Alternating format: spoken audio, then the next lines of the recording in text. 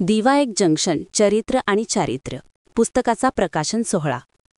शनिवार दिनांक 20 सप्टेंबर 2025 रोजी सायंकाळी 5 वाजता लेखक राम माळी आणि सुधीर राऊत यांनी लिहिलेल्या दिवा एक जंक्शन चरित्र आणि चारित्र्य पुस्तकाचा प्रकाशन सोहळा विठ्ठल मंदिर साबे रोड दिवा पूर्व येथे ज्येष्ठ साहित्यिक डॉक्टर श्रीपाल सबनीस यांच्या शुभ हस्ते प्रकाशन सोहळा संपन्न होणार आहे।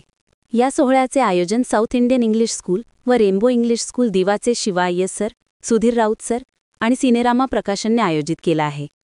दिवा एक जंक्शन हे पुस्तक दिवा गावावर आधारित असून यामध्ये दिव्याचा इतिहास, दिवा स्थानकाचा इतिहास, दिव्यातील सध्याचे वास्तव आणि बरीच उपयुक्त अशी माहिती दिवेकरांसाठी या पुस्तकातून मिळणार आहे।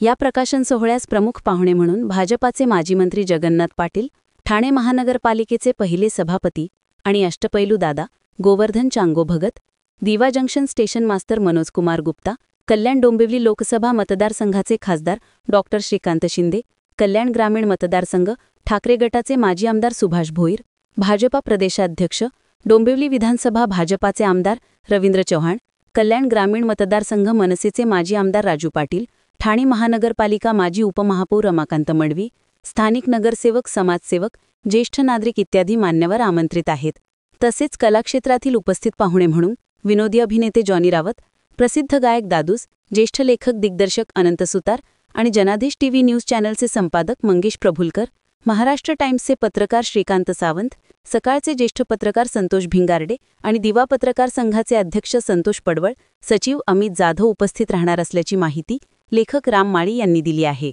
ब्युरो रिपोर्ट, जनादेश।